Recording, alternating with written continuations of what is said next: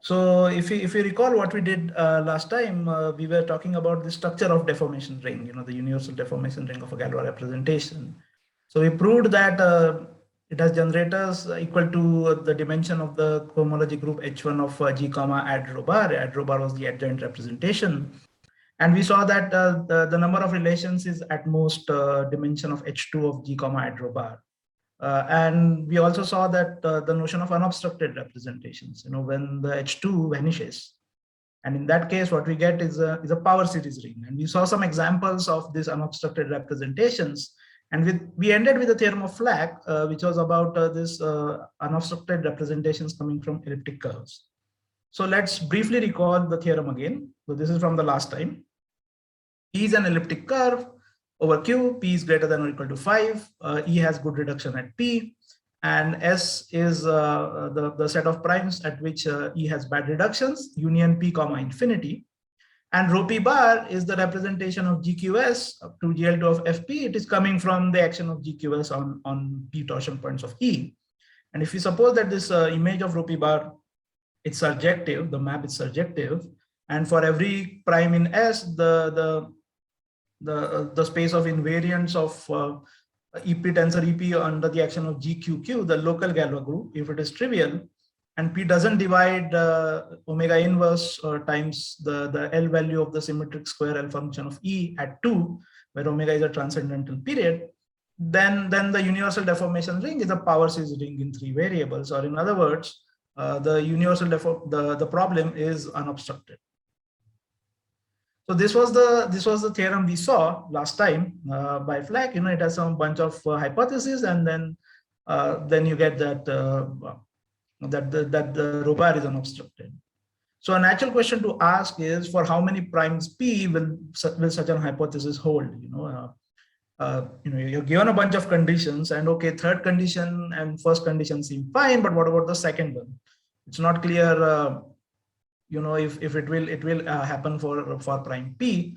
And Mazur basically used this converted this second condition into a nice condition and proved that if we are in the setup as above, then for a subset of primes P of Dirichlet density 1, the Galois representation rho P bar is absolutely irreducible and unobstructed.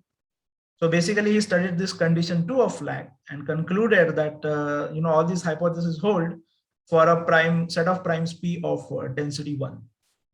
So it's not like these conditions are never satisfied. In fact, they are satisfied at a lot of time, at a lot of primes. And the primes which don't satisfy these conditions, they are sparse. I mean, they still might be infinite, but they are not clustered together in a sense. Okay, so if you think about this corollary of Mazur, you can reformulate it in a different way. So what are we doing here? We have an elliptic curve E, and this rho P bar, the representation rho P bar, is just the reduction of the Tate module attached to E, periodic Tate module. That gives us a representation from GQS to GL to ZP. You reduce it modulo P, you reduce it modulo P, you get a representation over GL to FP. And that is this representation rho P bar. So what Mazur is saying is that if you fix an elliptic curve E, then for a set of primes of Dirichlet density 1, the residual representation rho P bar is unobstructed. So under this formulation, you can ask a similar question for a modulo form, right? Because you take a modulo form, you have a periodic Galois representation attached to it. You reduce it, you get a representation over a finite field. And you can ask for what primes this representation is unobstructed, because as you vary prime, the representation will vary, and then you would like to know how often this representation becomes unobstructed. And this question was answered by Weston. So we'll just look at it. So just to set up a notation, let F be an eigenform of level n, weight k. K will be the extension of Q, which is obtained by attaching Hicke eigenvalues of F to Q. This is a finite extension. So this is something we saw in first lecture. I'm just repeating the notation here. Let S be a finite set of primes of Q, which contain primes dividing n. P be a prime. Mathfrak P be a prime of OK. OK is the ring of integers of KF. Oh, that's a typo. It should be OKF. I will correct it. So let mathfrak P be a prime of OKF, which is lying above P. And then we have this Galois representation rho f math frac p from GQS union p comma infinity to GL2 of OKF comma math frac p, the completion of OKF at math frac p. This is the periodic Galois representation attached to f that we saw initially, due to Deligne-Serre, Eichler-Shimura, and so on. So if K math frac p is the residue field of OKF math frac p, and we can just reduce this representation rho f math frac p to get rho bar f comma math frac p. So it will be from GQS union p infinity to GL2 of K math frac p. So this is the reduction of this rho f math frac p modulo the maximal ideal of OKF math frac p. If the notation is too much, you can assume Kf is Q, and then the rho f p becomes a representation over Zp, and rho bar becomes a representation over fp. You're just going modulo p. So you can just keep it simple. I have a question. Yeah, so Kf is a finite extension of Q. This is a very basic result from the theory of modular forms. You can look at it in Diamond-Schulman. I'm not going to explain it here. It will take a lot of time, but it's a very standard result, and you can find it almost anywhere. So you can just check Diamond-Schulman, for example. Okay, so yeah, so this is rho bar f comma math frac p that we have gotten from a periodic Galois representation attached to f, and we would like to know how often this representation is unobstructed. And the result of Weston says that that if k is greater than 2, then the universal deformation ring of rho bar f comma math frac p, denoted by R univ rho bar f comma math frac p, is just a power series ring in 3 variables over the width vectors of K math frac p for all but finitely many primes of Kf. So for all but finitely many primes, okay, this is much stronger than density 1. But for all but finitely many primes math frac p of Kf, the universal deformation ring is a power series ring in 3 variables, or in other words, the deformation problem is unobstructed, or the rho bar fp is unobstructed. Okay, and of course, this finitely many exceptions, they depend on f and s. You change them, the exceptions will change. But if you fix f and s, you know that there are finitely many primes outside of which your representation is unobstructed. And if k is equal to 2, then the same thing happens for a set of primes of density 1. So this is like Mazur's theorem. You saw, Mazur was also in case k is equal to 2. Because he was over elliptic curves. So for k is equal to 2, he proves that the representation is unobstructed for a set of primes of density 1. And the proof is kind of, he just calculates what contribution one has to H2 coming from all the primes which are in S and P. And then he calculates calculates the contribution coming from various class groups or Selmer groups, and using that, all that calculation, he gets this theorem. And for k is equal to 2, the density 1 comes from the fact that contribution coming from P are less easily controlled. In higher weight case, the contributions coming from P are easily controlled, but for k is equal to 2, it is not the case. So that's why you get density 1, the same problem that Mazur faced in his proof of the corollary. So this is telling us that in higher weight modular forms, actually the situation is much better than what one can expect. That the residual representation will be unobstructed for almost all the primes. Okay, and we can, it's very explicit. This proof is very explicit. So given a modular form, you can actually determine almost all the what these primes can be. So let's take the example of delta, our favorite modular form, Ramanujan's delta. So we specialize to the case of delta, and we take S to be empty set. So S was the set of primes dividing the level. I mean, S was a finite set of primes which contained a set of primes dividing the level. A delta has level 1, so there are no such primes. So we can just take it to be empty set. And what we have is, again, due to Weston in the same paper, that if P is greater than or equal to 17 and P is not 691, then the universal deformation ring of rho bar delta comma P is isomorphic to power series ring in 3 variables over Zp. So this is for the group GQP comma infinity. Okay, if you increase that set, then the theorem may not remain true. But for just the group GQP comma infinity, if your prime P is greater than or equal to 17 and not equal to 691, then the universal deformation ring is a power series ring. Yeah, the 691 is a kind of special because modulo that delta is congruent to the Eisenstein series of weight 12. So it's the famous Ramanujan congruence of tau functions for tau modulo 691. So there actually the representation becomes reducible, and so you cannot actually talk about universal deformation ring. But otherwise, except that prime, everything else is fine. Okay. Now we saw many examples of unobstructed things. Let's see an example of an obstructed representation. This is due to Boston and Ulam.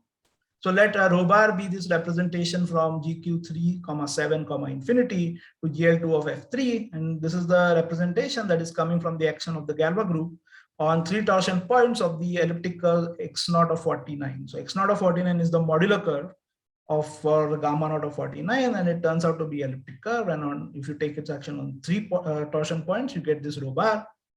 And then they compute that the universal deformation ring of rho bar is actually a quotient of the power series ring in 4 variables. And you are going modulo the relation 1 plus W cube minus 1 is 0.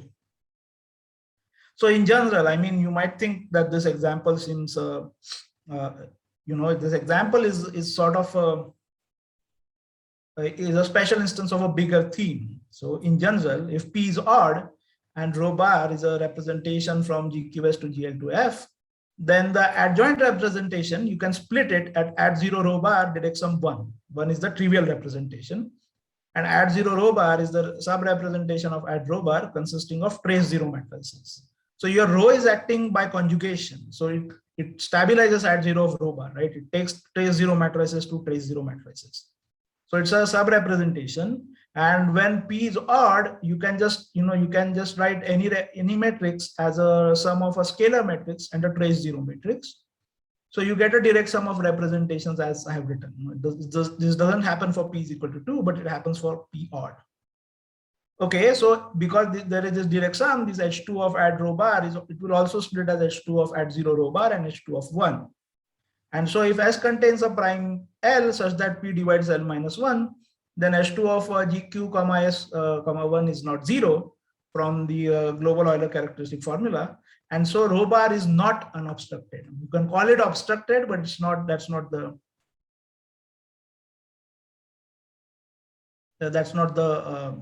what you can say, that's not a terminology that has been used.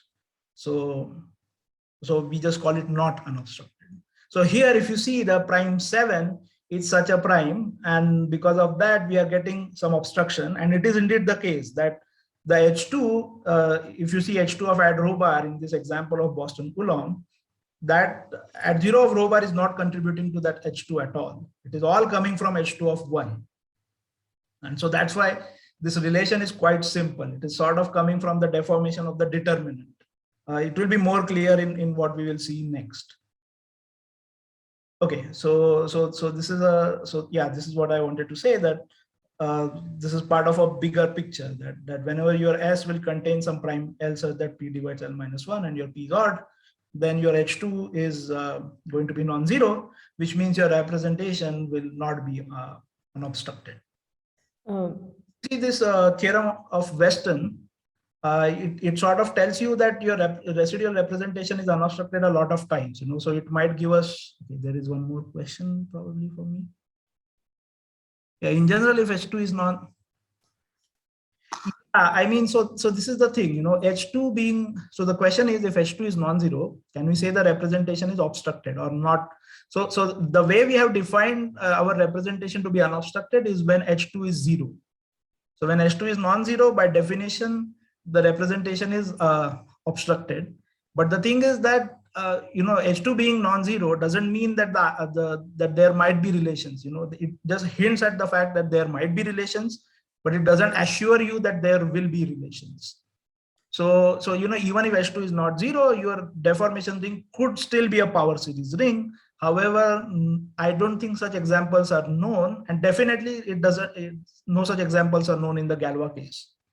And in fact, for Galois representation, it is always expected that whenever H2 is not 0, there will be some obstruction. Like you cannot have power series ring if your H2 is non-zero. That is certainly expected or conjecture. Do you mean FP when you write 1? Yeah, exactly. Yeah, I mean FP or in this case F actually, because we are over F. Right. Yeah. Like the trivial representation coming from scalars. Thanks.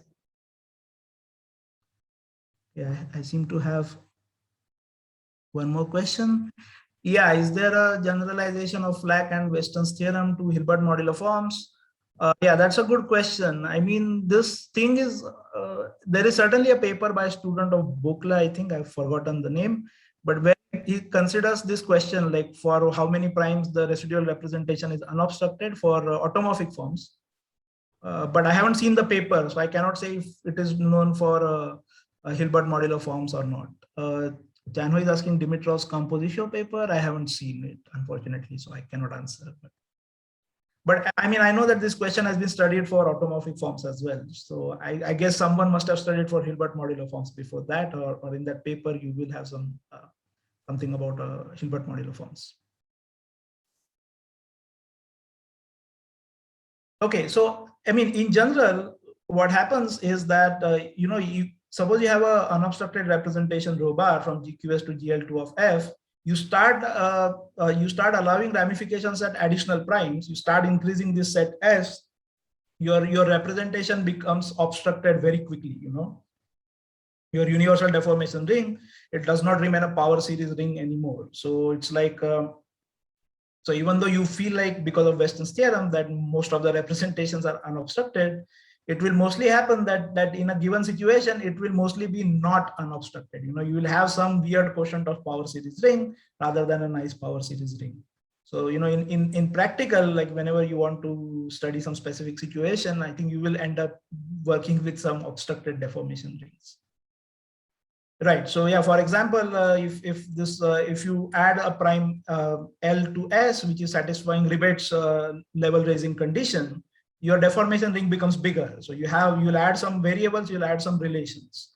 And if you want to study level raising, for example, you'll have to work with this bigger deformation ring, which is not a nice deformation ring anymore.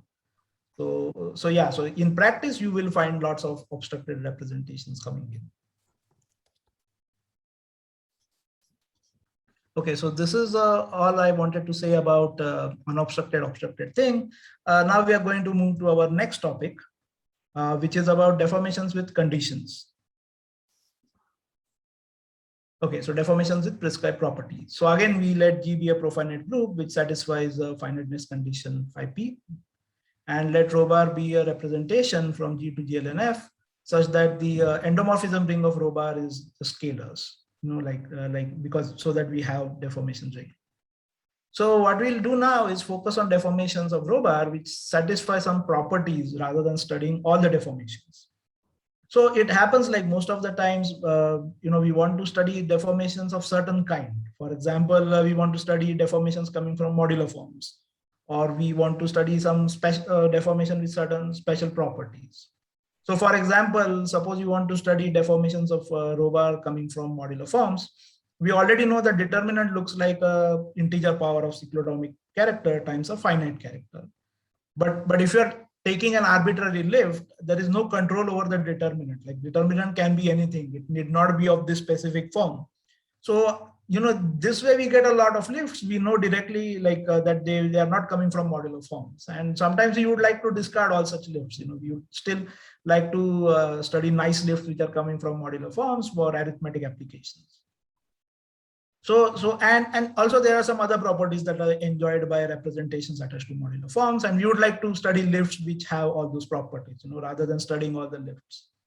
So for all this, for all this practical purpose, one would like to study not all lifts, but some deformations, which have nice properties, and we would like to study their arithmetic connection and so on. So more often than not, we would like to impose some conditions for studying deformations.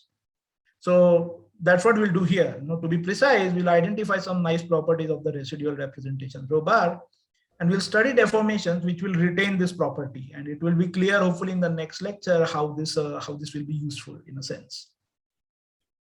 And basically, So even though we say that, okay, we have identified some nice properties and we want to study deformations with these nice properties. But the convenience of studying all the deformations was that there was this universal deformation ring, which was interpolating all the deformations. So it was very nice to study, and it was giving us more information. But once we put conditions, we put some conditions on the deformations you want to study, it's not clear whether such ring will exist or not, right? We would like to have such a universal object which sort of interpolates all deformations which have this property. So basically, that's what we are going to do. Like if the properties that we are going to put, they will hopefully be nice enough so that these deformations with these properties will also define a representable functor, like it was in the case of all deformations. So we will have a universal deformation ring with the prescribed properties and universal deformation with prescribed properties. So the study, the things that we want to study, they will be like easier to look at. So that is basically the whole idea, that we will put on some conditions on our deformations for arithmetic applications and so on. And hopefully this will be nice so that, there will be a deformation ring which is interpolating all the deformations with this property, so that study them like we study all deformations, and we can just focus on studying this ring and this universal deformation, and so that we have some structure to the proceedings. Okay. So we'll now define, what do we mean by these nice properties? So we will define we will now define this niceness of properties. So a deformation condition on deformations of rho bar is a property P of representations rho from G to GLN R over Artinian. So R is Artinian CNL WF algebra, which is satisfied by rho bar. I mean, obviously the property should be satisfied by rho bar if you want it to be satisfied by its lifts. And there are three additional conditions that it should satisfy. So given a deformation rho from G to GL2 of R of rho bar and a homomorphism R to R prime of Artinian CNL WF algebras, if rho has this property P, then F of rho also has property P. This is the first condition.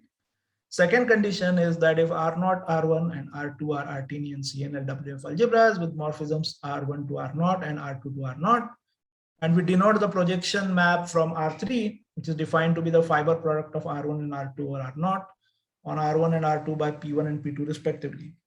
So recall this R3 we had defined in second lecture, that this R3 is tuple A comma B, the set of tuple A comma B, where A is in R1, B is in R2, such that the reduction of A and B to R0 is the same. So R3 is made up of all such tuples, and R3 is also an Artinian CNL WF algebra. And so you have these natural maps. You project on first coordinate, you go to R1, we call it P1, and project on to second, we go to R2, we call it P2. So in this setup, the condition says that a deformation rho from G to GLN of R3 of rho bar, it has property P if and only if both projections P1 of rho and P2 of rho, they have this property P. Okay, so this is this is the second condition that we want. And the third condition is that if F is from R2 to R prime is an injective morphism of Artinian CNL WF algebras, and rho from G to GLNR, if that's a deformation of rho bar, if F of rho has property P, then rho also has property P. So what we have done here is we have described some nice conditions on a property P. So basically, suppose there is a property P which is satisfied by your residual representation rho bar. We will see some examples of this, so it will become less abstract. And we say that this property P is a deformation condition, or if you want to call it, you can say that the property is nice if these three conditions are satisfied. So if one thing you should note is that right now we are defining property P only for Artinian CNL WF algebras R. So we are not defining it for all CNL WF algebras, but it is only for the deformations to Artinian CNL WF algebras. And you might wonder why these three properties, but basically we need these three properties so that there exists a deformation ring which interpolates all the deformations with this property P. You want a universal deformation ring with property P, and if the P satisfies these three conditions, then it turns out that the Schlesinger's criteria is satisfied, and you get a universal deformation ring. So that is all. That is the only thing why we have these three conditions. So you can just think that you can always think that a property P is a deformation condition as long as we can have a universal deformation ring with that property. Okay, so this is a rather technical point, so we won't go deep into it. But as I said, we have only defined this property for Artinian CNLWF algebras, and we want to define it over all CNLWF algebras, which is what we'll do now. So let P be the deformation condition, so it is satisfying all these three properties. So we define a functor d rho bar P from first the category of CNLWF algebras to the category of sets, such that for all objects R of C naught, so for any CNLWF Artinian algebra R, we have d rho bar comma P of R to be the set of deformations of rho bar to R which have property P, because now we want to study such sets. And we extend this functor to all of C, which is the category of CNLWF algebras, not necessarily Artinian, by continuity. So for a CNLWF algebra R, that R is the inverse limit of R modulo MR power K, where MR is the maximal ideal, and R modulo MR power K is a CNLWF Artinian algebra. So for those, d rho bar of P is defined. So we just take an inverse limit of these sets to get d rho bar comma P of R. So this is a subfunctor of our usual deformation functor d rho bar. Okay, so this may seem a bit weird, but we are doing this so that we can study more general properties of P. Sometimes the P will only make sense for Artinian quotients, but we would still like to study them. And so for that, this arrangement is made. But most of the times, the things that we'll be working with in this lecture, this inverse limit is same as deformations of rho bar to R with property P. The property P will make sense for even CNLWF algebras, and d rho bar of P of R will be same as this set that we defined for Artinian algebras. But because we want to be general enough, we are defining this in a roundabout way so that we can study more properties. But in whatever we are going to study, the picture is going to be simpler. Okay, and as I said, it is easy to verify using this first and second property is that this functor d rho bar of comma P satisfies the conditions of Schlesinger's criteria. So we conclude that the functor is representable. So there is a CNLWF algebra R rho bar P and a representation rho P from G to GLN of R rho bar P, such that for any CNLWF algebra R, the map from homomorphisms from R rho bar P to R to d rho bar comma P of R, which is given by phi going to the equivalence class of phi composed with rho P, is a bijection. So this is Mesu's theorem, but now for deformations with this property P. If it satisfies these three conditions, then we get that there is a universal deformation ring for this property P. Okay, so if your property P is nice and you want to study all the lifts satisfying this property, you only need to study this one ring R rho bar P and this deformation rho P. Okay. So now let's go on and look at some nice examples of this deformation conditions. The first example is the one with fixed determinant. Okay, so deformations with constant determinant. So let's look at this. So let delta from G to WF star be a character lifting det rho bar. So you have determinant and you take a character which lifts det rho bar. Now if R is a CNLWF algebra, you have a map from WF to R, right? Because it's a WF algebra. So that map induces a homomorphism from WF star to R star. And we denote by delta R the character that we obtain by composing this delta, which we have fixed, to with this canonical homomorphism from WF star to R star. Okay, so we call it delta R. So we have fixed delta, and the way WF embeds in every R, it will give you like a character of coming from delta to every R, which we'll call delta R. So we say that a lift rho from G to GLN R of rho bar has determinant delta if determinant of rho is delta R. So first of all, this makes sense, right? Because delta is lifting that rho bar, determinant of rho bar, delta R will also lift determinant of rho bar by just the definition. That this rho lift is has determinant delta if its determinant is actually delta R. So it's basically the same character because it is taking values in WF, but you have to be more precise. So that's why we call it delta R every time, because sometimes you may have a quotient of WF sitting inside R's and we don't want some complications to come. So that's why we call it delta R. But it is essentially the same character that we have fixed. So we denote this property that having determinant delta by d delta, and it is very easy to see that this property is a deformation property. Those all three conditions, if you just see, they are just trivial verifications that that this property d delta, it will satisfy all those three conditions. It's really a really trivial verification. I'm not going to do it. So therefore, this becomes a deformation property, right? So this means that this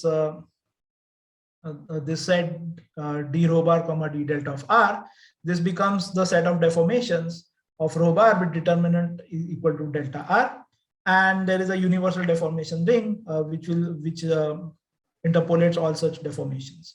So we denote such a deformation ring by R rho bar delta. Okay, so this R rho bar delta, it has some properties. We'll see some properties of this R rho bar delta. To begin with, we would like to know what its tangent space is. So we saw that all these deformations to F epsilon, they were given by the group H1 of G comma at rho bar. Now we would like to see what are all the deformations to F epsilon with determinant delta. So basically, from the definition of delta, it follows that delta of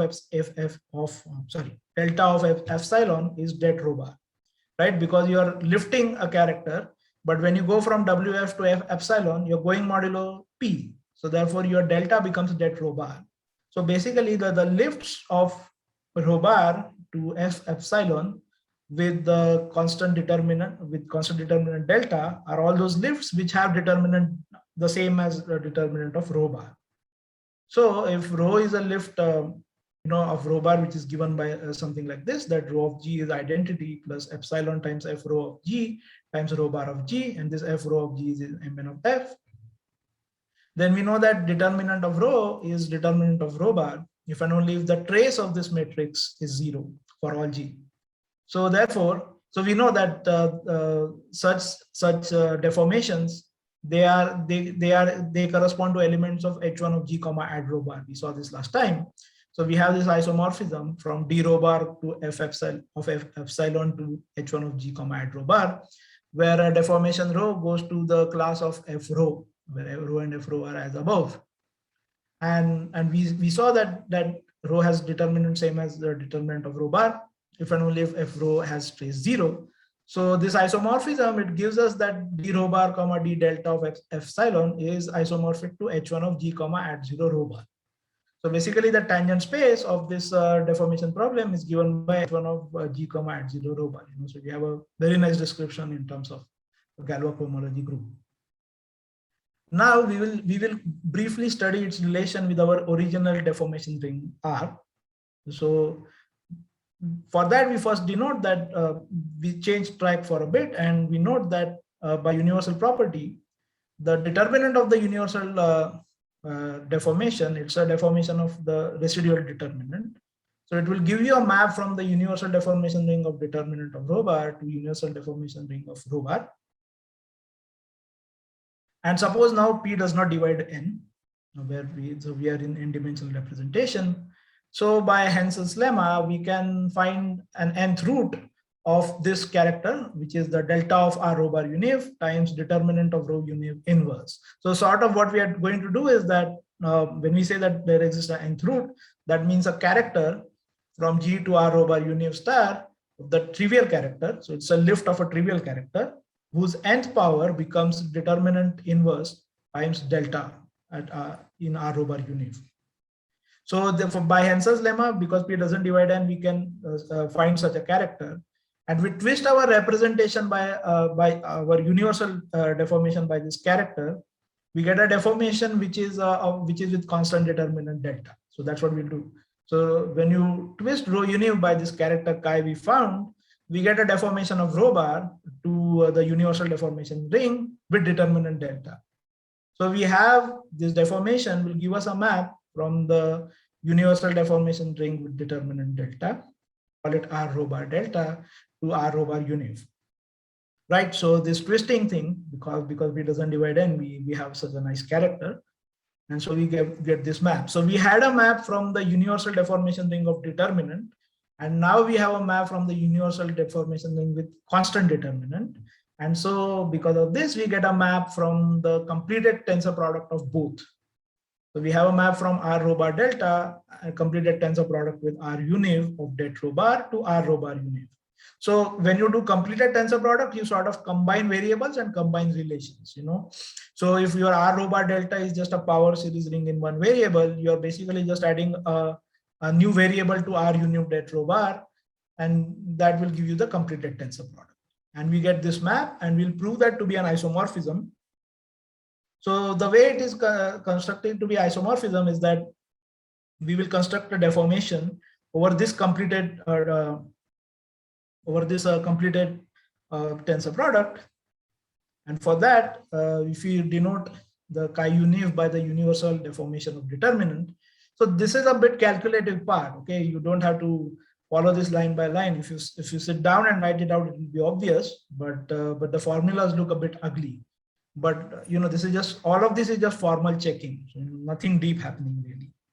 So if chi universal is the universal deformation, then again by Hensel's lemma, we find the nth root of chi universal times delta inverse. So we call it eta. So eta power n is chi universal times delta inverse, and this is the character taking values in the universal deformation ring of determinant. So what we do is if you have this rho delta, which is the universal deformation with determinant delta, we twist it with this character, and we get a deformation of rho bar to the completed tensor product. Now, why did we take this deformation? Because rho delta itself is also a deformation of rho bar to the completed tensor product. But we'll see why we took this specific, deformation, which is twisted by a character. Because this deformation, it will induce a morphism phi prime from the universal deformation ring of rho bar to the completed tensor product. And when you compose phi prime with the map phi that we had from completed tensor product to the universal deformation ring, you get rho back, or rho universal back. Sorry, this is a typo which I will correct. So when you compose these two maps with rho universal, you get rho universal back. That's why we took this twisted thing, because we wanted this rho universal back. The universal property will say that this is an identity. And again, as add rho bar, it will split as at 0, direct some trivial representation corresponding to scalars, because P doesn't divide n. The dimensions of the mod P tangent spaces of R rho bar univ and this completed tensor product, they'll be same. So that will imply that this phi prime is actually surjective, and because the phi composes phi prime is identity, it is also injective, and so it's an isomorphism. So this is a rather slightly tedious check and tedious construction, but as I said, if you just sit down and write it yourself, this will be obvious in a sense that okay, this is the right thing to do. So the upshot that you should remember is that universal deformation ring R rho bar is actually isomorphic to the constant deformation ring of rho bar, completed tensor product with the universal deformation ring of the determinant. And this only happens when P doesn't divide n, for example. So this explains a lot of, this kind of isomorphism explains a lot of things, because if you go back to this example of Boston and Coulomb, let me just go back there for a minute. It's a bit too back. Yeah, so in this example, you can write this deformation ring as a constant deformation ring, as a deformation ring with constant determinant and the universal deformation ring of the determinant. And this relation is coming from the universal deformation ring of the determinant. So the universal deformation ring with constant determinant, it's a power series ring in two variables. And this relation is coming from the universal deformation ring of the determinant. So, that completed that isomorphism, it tells us things like this. So that's why it's a bit useful to work with. Okay. So sorry, I have to move ahead now. So the next property that I would like to talk about is the minimally ramified at a prime L property. So let's go there. Minimal ramification conditions for L not equal to P. So in this setting, we'll let rho bar be an odd continuous representation from GQS to GL2 of F, and endomorphisms of rho bar is F as usual. Now we choose a prime L which is not equal to P such that rho bar is ramified at L. And we say that rho bar is minimally ramified at L if one of the following conditions hold. So the case one is when rho bar of IL, it is isomorphic to, it lands in, after conjugation, and it lands in the group of upper triangular matrices with one on diagonal, or unipotent matrices, as you might have heard of in other language. So this is the case one, and case two is rho bar of IL is isomorphic to a direct sum of two characters. So you can diagonalize the image such that the diagonals are not scalars. So it's like chi bar is not one, and you have this nice form. So if one of the two hypotheses hold, we say that rho bar is minimally ramified at L. Now, let R be a CNLWF algebra and rho be a deformation of rho bar to GL2 of R. And we say that this deformation rho is minimally ramified at L if again one of the two conditions hold. If we are in case one, then rho restricted to IL should again land into unipotent matrices, upper triangular. And if we are in case two, the image of rho of IL and the image of rho bar of IL should have same cardinality. So we say that, so the minimally ramified at L for rho bar means one of the two holds, that if either rho bar restricted to IL, that is isomorphic to chi bar direct sum 1 for some character chi bar, or rho bar restricted to IL, it lands into unipotent matrices after conjugation. And if we are in case one, we say that a deformation is minimally ramified if the deformation also goes into unipotent matrices, or in case two, we say that if the cardinality doesn't change in the deformation.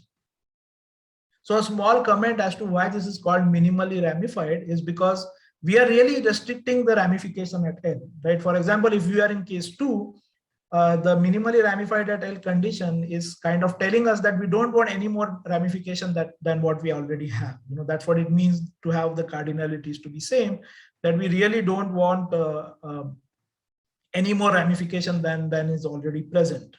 And in case two, in case one, we cannot have this restriction, right? Because unipotent matrices generally in a CNLWF algebra, they may not be a finite group. Like in ZP, the unipotent matrices, they don't have finite order. So we cannot have a condition like in case two for case one, but we find the next best condition that we also want in case one to the deformation to be unipotent when restricted to IL. This is sort of the philosophy behind this, that we are really restricting the ramification at L. We are only in these deformations, we are only allowing the ramification, the minimal ramification possible, the least ramification that should be allowed, we are only allowing that. And such deformations do come from modular forms. So just a quick remark is that if you have a new form F of level n, and rho bar is the residual representation of the periodic representation attached to F. So we saw before Weston's theorem, right? You take a periodic Galois representation attached to F, it is taking values in some ring of integers. You go modulo the maximal ideal, you get a residual representation. That is what we'll call by rho bar. So if rho bar is coming from rho F and rho bar is absolutely irreducible, and L is a prime such that L is greater than 2, L divides n exactly once, P doesn't divide L square minus 1, and rho bar is ramified at L. If L is a prime, which is satisfying these properties, then the Carroll's theorem that we had in our first lecture, it will tell us that rho bar is minimally ramified at L, and rho F is also a deformation which is minimally ramified at L. So this is an easy exercise using Carroll's theorem that I stated in lecture 1. You just have to compare what rho F restricted to GQL can be, and it will immediately give you this. I have a question. Can you say something more about deformations of even representations? So yeah, for even representations, the thing is that the picture is less clear. I mean, first of all, they don't arise from the number theoretic objects that we know. So it's like, yeah, so there I guess it is supposed the cruel dimension is supposed to be 2 of the deformation ring, and it will, I guess it might be like a twist of a finite deformation or something like that. I mean, I haven't read up much about even representations, but I might say something tomorrow if I have time. Yeah, so going back, the new form of level. So if you have a new form of level n, and the rho f is the periodic representation attached to f, and if L is a prime which satisfies this property, then first of all rho bar is minimally ramified at L, and rho f is minimally ramified at L. So this sort of becomes like, so this property of being minimally unramified, it has some arithmetic significance. That's why we would like to study. Okay, and we want to check that it is a deformation condition, and that is easily done, right? If you are in case 2, then rho is minimally ramified if and only if kernel of rho restricted to IL is same as kernel of rho bar restricted to IL, because we want the images to have same cardinality. So it is easy to check that using this equivalence that it's a deformation condition.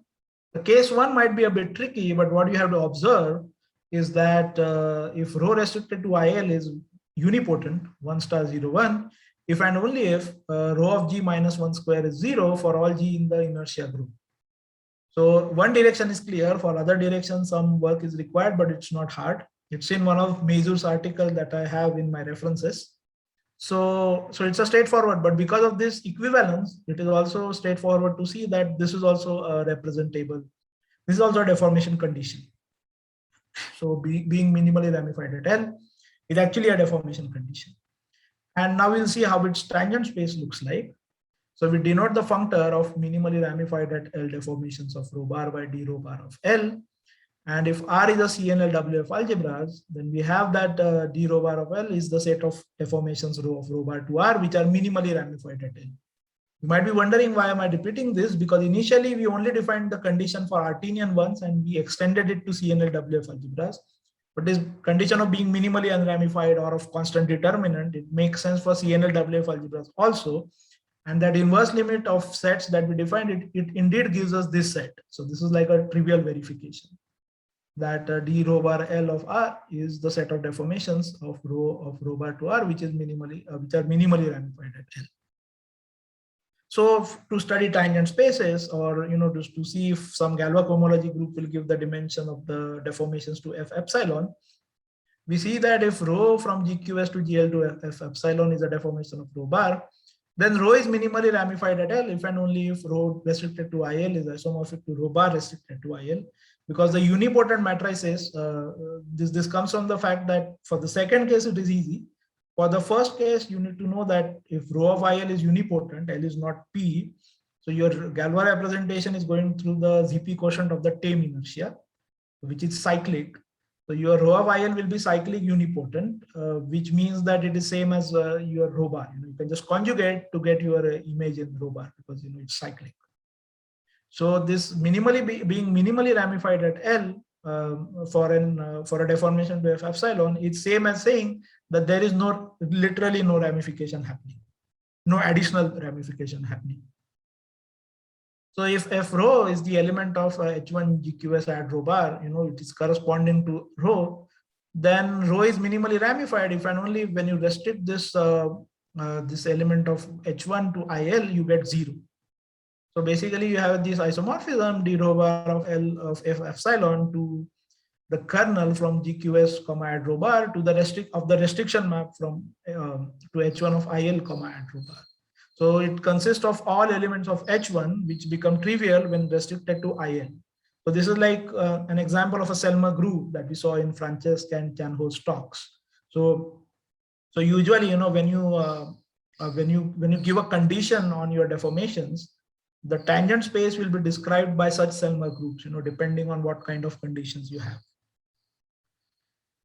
Okay, so this was another condition that we saw, and as I said, all these computations, they might look too fast right now, but if you just sit down and write it out, it's very clear, that what we are doing. So we come to the next set of deformations, which are ordinary deformations, and I'm going to introduce them with a twist that you'll see. So we first define what an ordinary representation is. So we have already seen it in Mahesh's talk and my first talk, that when f is a periodic f is a modular form and its TP or UP eigenvalue is a unit, the representation is ordinary. So this is what we are going to say now. So that let rho bar from GQS to GL2FP be a continuous odd representation, such that endomorphisms of rho bar is just scalars, and rho bar restricted to GQP is upper triangular with distinct characters on the diagonal, and eta 2 bar is an unramified character. Okay, so as we have seen, such representations are already coming from modular forms, for example. So such representations do exist. So if rho bar restricted to GQP is such an upper triangular representation with distinct diagonal characters and the lower diagonal character to be unramified, we call it ordinary. So now we will define ordinary lifts, and as I said, there will be a twist. So let G0 be a lift of Frobenius at P in GQP, such that eta 1 bar of G0 is not eta 2 bar of G0. Because they are distinct, you can choose such a G0. And let R be a CNL WF algebra, and rho from GQS to GL to R be a deformation of rho bar. Now we will now define what it means for rho to be ordinary. But before that, by Hensel's lemma, the characteristic polynomial of rho G0, it has distinct roots A and B in R, such that A is equivalent to eta 1 bar of G0 and B is equivalent to eta 2 bar of G0 modulo the maximal ideal.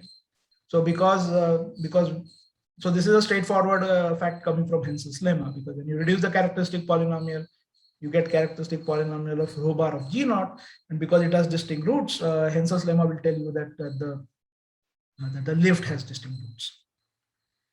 And we say that rho is ordinary deformation of rho bar if this following complicated condition is satisfied. Okay, so this is the twist that I was talking about. So we say that rho is an ordinary deformation of rho bar if trace of this matrix. So I'm going to tell you a matrix which is in GL2 of R.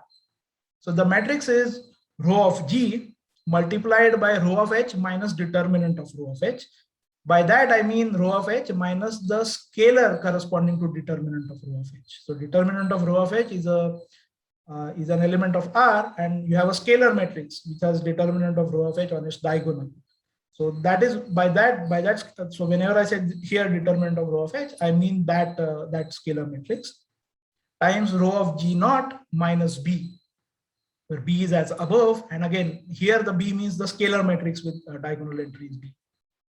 So the trace of product of these three matrices, trace of rho of G times rho of H minus determinant of rho of H times rho of G0 minus B is 0 for all G in GQS and H in inertia group at P.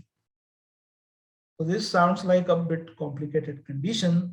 You can just write out the bracket, and the condition that we get is the following.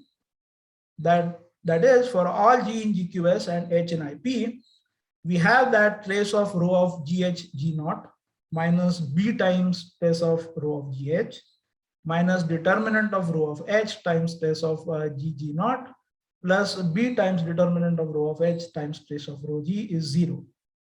We call this condition as ordinary condition. This condition that I've written in terms of trace and matrix, trace and determinant, we call it ordinary condition. Now, because it is given in terms of trace and determinant, it is immediate that it's a deformation condition. Because trace and determinant, you can easily check using those three properties that it is the deformation condition. So for a CNL WF algebra R, R is missing, typo, correct. The d rho bar odd is the set of all deformations of rho bar to R satisfying the ordinary condition. Now you might be wondering that our condition on rho bar was a condition on the representation, how it looks like. And when I sort of defined this condition on deformations, it suddenly became some ugly expression in terms of trace and determinant. So the next lemma will clarify that rho is ordinary if and only if rho restricted to GQP is ordinary in the sense we know. So basically, if rho is ordinary in the sense above, if and only if rho restricted to GQP is upper triangular, eta1 star 0, eta2, where eta1 and eta2 are characters lifting eta1 bar and eta2 bar, and eta2 is an unramified character. So this, the second thing is the traditional definition of ordinary deformations that we know, but I intentionally gave this complicated looking conditions in terms of trace and determinant, because that is kind of the modern approach to look at the ordinary condition. So just for experts, we know that Mazur's deformation ring may not exist if your residual representation is reducible. But you still want to look at deformations and so on. So one trick that you do is, instead of deforming representations, you deform characteristic polynomial. So in terms of two-dimensional representations, what you do is, instead of lifting the representation, you lift trace and determinant to tuples of function, which behave like trace and determinant. But the problem with this is you're not working with explicit representations anymore. So the conditions that you want to incorporate in this bigger setup, where we are deforming reducible representations, you want those conditions to come in terms of trace and determinant, so that they become meaningful. If they come in terms of representations, you cannot give it a meaning. So this is kind of the reinterpretation of the ordinary condition in terms of trace and determinant. So you find it in the recent work of Caligari and Spector on weight 1 Hecke algebras. It is also there in Preston Wake and Carl Wang Ericsson's new work on Eisenstein ideal. So this is kind of the new point of view. When you deal with lifting reducible representations, you want things to be done in terms of trace and determinant as much as possible. So this is like the reformulation of the ordinary condition in this, in this modern language. And since I was, this course that I'm giving is mostly based on Mazur's original paper, which was a bit before I was born. So I don't like to call it old because of that, but it's still okay. It's still old machinery. People have moved on. So it was a nice opportunity for me to introduce some modern technology that you see nowadays being used. So this was one of it, the reinterpretation of this ordinary condition, as we know, in terms of trace and determinant. So we'll prove this lemma. I don't have enough time to prove it now. We'll see one direction. If rho is ordinary, then this condition is indeed satisfied, and that's a very easy proof. So if suppose your rho is ordinary, so rho restricted to GQP, it looks like eta1 star 0, eta2, where eta is the left of eta I bar, and eta2 is unramified at P. So by Hensel's lemma, we see that under this basis, rho of G0 is AX0B, right? Because Hensel, A and B were chosen to be the roots of the characteristic polynomial of rho of G0. And because eta1 and eta2, the values of eta1 and eta2 at G0 will also be the roots of characteristic polynomial, and hence by Hensel's lemma, they have to be the same. So comparing the reduction, we get that rho of G0 looks like this. Now this matrix rho of H minus determinant of rho of H times rho of G0 minus B. If you see this matrix, just compute, you get it is this product of these two matrices, which is actually zero. It's a zero matrix. So the ordinary condition is trivially satisfied, because what did ordinary condition said? It said that trace of rho of G multiplied with the product of these two matrices is zero for all G. But because these matrices themselves are zero, the ordinary condition is going to be trivially satisfied, because you multiply this with any matrix, you're going to get zero. In fact, it was this observation, that led to this trace and determinant definition of ordinary representations. That ordinary representations have this nice shape, and so you can subtract suitable scalar matrices to get a zero matrix. This was sort of used to get to get the interpretation of ordinary deformations that I gave today. So, okay, I am almost out of time. I only have 1 minute left, so I'm not going to. So the next part I will prove tomorrow, like the other direction. If that weird condition in terms of trace and determinant is satisfied, then your representation itself is ordinary. I'll prove it next time. And we'll see this example of an R is equal to T theorem, which are like an important class of theorems. So yeah, I'm going to stop now. Thank you. Okay. Thanks, Shaunak. Thanks for the wonderful talk. Are there any questions?